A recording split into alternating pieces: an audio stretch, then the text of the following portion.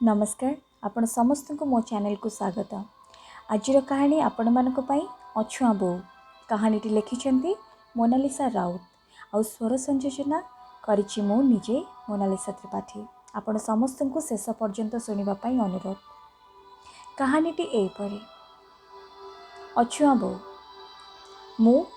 सुजाता सामंतराय ना भूल कहली मु खाली मु सुजाता ना को मु आज कलंकित कर देछि। बापा बोर बड़ झील मो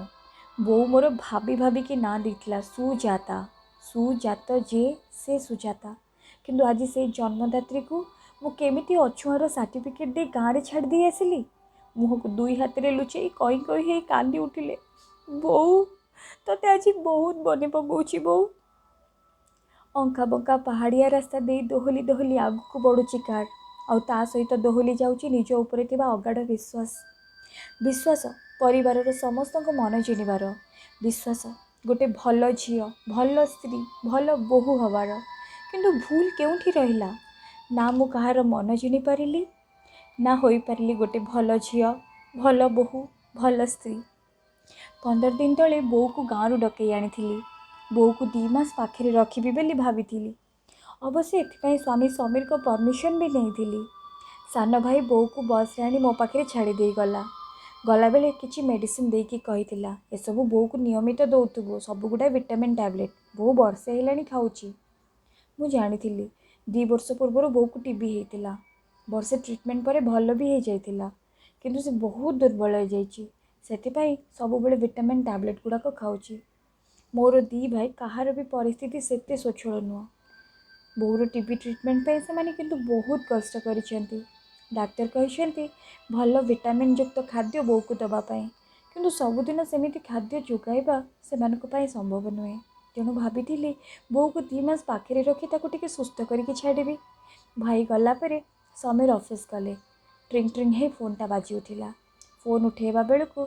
सेपटू समीर गर्जन करी उठिले कहले कौन तुम बो को आनी एठी आम समस्त को मारिबा को मु जदि जानी था तुम बो को टीबी ताहले केबे भी तुमको परमिशन देई न था एठी आनिबा पई हेले बो तो पूरा भल हो जाइए। एतिकी कहू कहू समीर पुणी गर्जन करी उठिले भल हो जाती तो से मेडिसिन गुड़ा कहीं खाऊँ देख जदि तुम मोर कि आम फैमिली रे कहार किछि हुए से दायी रहिबा तुमे जदि तांकु गाँव को न पठेब ताले तांकर अलग व्यवस्था कर तांको लुगापटा कंसा बासन शोइबा बसिबा सब अलग कर। समीर किछि बुझिबा अवस्था नथिले ना मु किछि बुझाइबा अवस्था श्वास रुद्ध हो आसुला मोर छाती उपरे किए जमी क्विंटाल ओजन भार थोड़ी रिसीभर आपे आपे खसी पड़ा हाथ केमी कहबी बो को तू अलग होकर रह ताकू गोटे अछुआ भली केमी व्यवहार करी मन अच्छी मोर 7-8 वर्ष होता है मो झाड़ा बांती है मोर भल भाव ना धरलानी बाहर बापा गोटे प्राइवेट कंपनी रे काम करती बो मोर केते डाक्तर देखे सारे मते मो पेट को दाना जाऊनी बोली बो भी खाइबा छाड़ देथिला घर काम जहाँ जमीती सेमिति करी मत सेमती छाती जकी बसी खाइबा थाली धरी खाइबा को बसिले भी मत कोल शुआई बो खाइला बेले मु झाड़ा बांती कर दिए हेले केबे भी मु तो देखिनी से घृणा करिबार ओल्टी ता खाइबा से उठू बंद हो जाए। बापा को डकाई मत बड़ डाक्तरखाना नहीं गला दिन राति से एका कर देथिला मो पाई मु आस्ते आस्ते भल हो गली। मत 20 वर्ष समीर को सह विवाह करदेले आम घर लोक सासु घरे कौन सी जिनिसर अभाव नाथिला समीर भी भल चाकरीटे करथिले एणु बापा बो बहुत खुशी हो जाइथिले किंतु सेबेठारु मो खुशी रे पड़ जाइछि पूर्णछेद। अत्यंत निष्ठुर और उग्र स्वभाव समीर कथा कथा के मो 14 पुरुष कि नहीं गाली करती हाथ उठेबा भी पछांतीनी से ताल दियंती नणंद और सासु अवश्य ससुर भल हेले से कहारी को किछि कहि पारंतीनी। बाहागर 2 वर्ष पर झीटी है ता 3 वर्ष पर पुओ से मुँह को चाहे सबू कष्ट सही जाए बापा बो को केवे भी किसी जनइबा साहस हैनी केमिति जन था जो झील को सेमाने एते अलिअल बढ़ई ता कष्ट देखि से माने केमिति बंचिबे आत्महत्या करने को चेष्टा भी करिछि हेले पारिलिनी। 2 छुआ कोमल चेहरा मो आखि आगे झलसी उठे लगे जमी पछुर से माने मो लुगा कानी को टाणी धरी आउ साहस हुएनी आत्महत्या करने को फेरी आसे। किछि वर्ष पर ससुरंकर हार्ट अटैक हुए तापर सर्जरी तांकर सबू खबर मु बुझी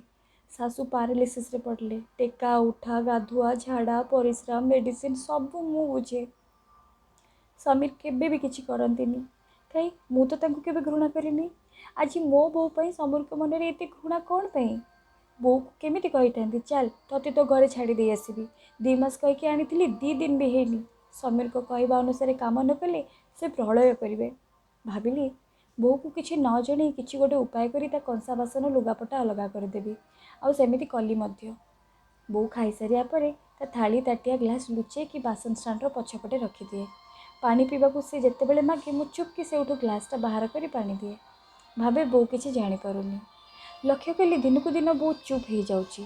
जिते भल जिनिस देले भी ता दुर्बल शरीरटा आहुरी दुर्बल हो जाऊँगी तार कौन असुविधा होची पचारिबाकू मोर साहस भी हैनी गतकाली 4टा बेले मु टिके रेस्ट नौथाए बो भाविला मु सोई पड़ी से चुपकी उठीगला रोसई घर को मुता पछे पछे गली लुचिकी देखिली बो पानी पीवाई ग्लासटा बासन स्टाण्डर न आनी ता पछपटे मुझे जो बासन रखी से उठू ग्लासटा बाहर कर आणला मो छाती रे गोटे धड़की शब्द है लगे छातीटा मोर फाटीज ता माने बो सबू जानी और किसी न जाना पर व्यवहार करुच्ची बो पानी पीके आसला ता रूम को ता पाद तले मुंड रखी पड़गली मो पापी लो बो तोते मु बहुत कष्ट देली मो पापर क्षमा नहीं तोते ये आनी मु बहुत बड़ भूल कर मत अभिशाप दे माँ तू मत अभिशाप दे मो मुंड को टेकी ता कोल रखिला बो छे एमती कौन कहते कौ माँ ता छुआ को कौन अभिशाप दे पारे किए कहले तू मत कष्ट देचु माँ तू भावुचु मत अछुआ भली रखीचु बोली मत कष्ट होची ना लो कष्ट होची तो कष्ट देखी बारंबार तू जो ठाकुर घर को दौड़ी जाई पाटी लुगा चापी लुचि लुचि कांदुचु ना ताको मु सही पारुनी मत टिके भलरे रखियो बोली तू एते कष्ट सहूचु जानिकी भी तोते टिके सांत्वना दे पारुनी एसबू मु केमिति सहबी लो माँ मुझे 14 दिन भितर तो जीवन कहानी पढ़ी सारे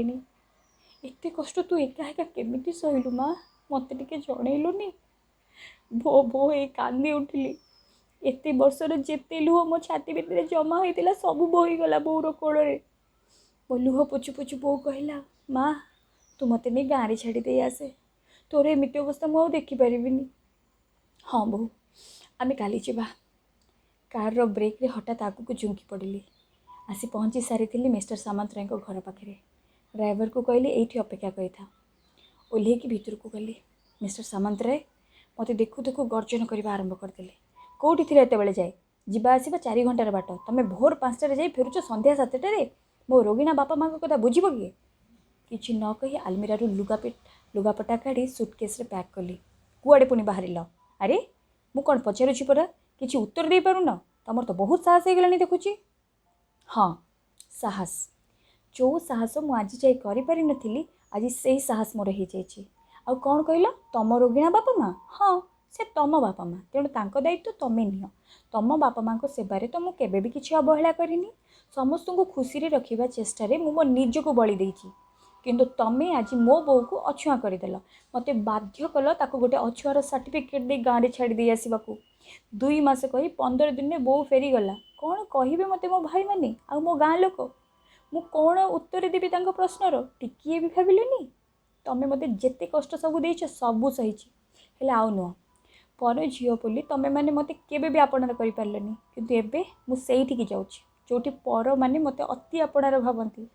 तुमको जनइबा उचित बोली भावुनी हेले तमें जान जे तुम छड़ा भी मोर दुनिया अच्छी जोठी मो स्नेह प्रेम प्रति बदल में मत स्नेह प्रेम मिले लाछना नुहे मो पिला मानकु योग्य करे से माने तांको कर्म क्षेत्र को पठे सारिया परे मते बहुत समय मिलुतला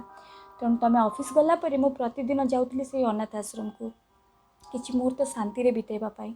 से कुनी कुनी छुआंक गहना बिताउथुवा से किछि मुहूर्त मते सबू दुख कष्ट भुलई दिए ये किछि वर्ष रे से अनाथ आश्रम टी पालिटी जाइछि मो घर कारण कथार अच्छे जोठी थाए हृदय सेटा ही घर home is there where the heart is आसला बेले मुझे सबुदिन रही बोली कथबार्ता करके आसी मुझे मो घर को जाऊँगी मो बाकी जीवन मुझे शांति रे काटिबा को चाहे एमती प्रतिदिन मरी मरी नुहे कारटी बढ़ी चलता आगक आगक आ कमी कमी आसूला मो छातीर ओजन खोला आकाश हाथ ठाई डाकी नौला ता कोल को धन्यवाद आपण समस्ते कहानी शुणी तेबे आपण मतामत कमेंट सेक्शन में निहाती देबे ମୋନାଲିସା ରାଉତଙ୍କର ଏଇ କାହାଣୀଟି ମୋତେ ବହୁତ ହୃଦୟସ୍ପର୍ଶୀ ଲାଗିଥିଲା। ତେଣୁ ମୁଁ ୟାକୁ ମୋର ସ୍ୱରରେ ଆପଣମାନଙ୍କ ପାଖରେ ପହଞ୍ଚାଇବା ପାଇଁ ଚେଷ୍ଟା କରିଛି। ନିଶ୍ଚିତ ଭାବରେ କମେଣ୍ଟ କରିବେ। ଆପଣଙ୍କ ମତାମତ ଆମ ସମସ୍ତଙ୍କ ପାଇଁ ନିହାତି ଜରୁରୀ। ଧନ୍ୟବାଦ।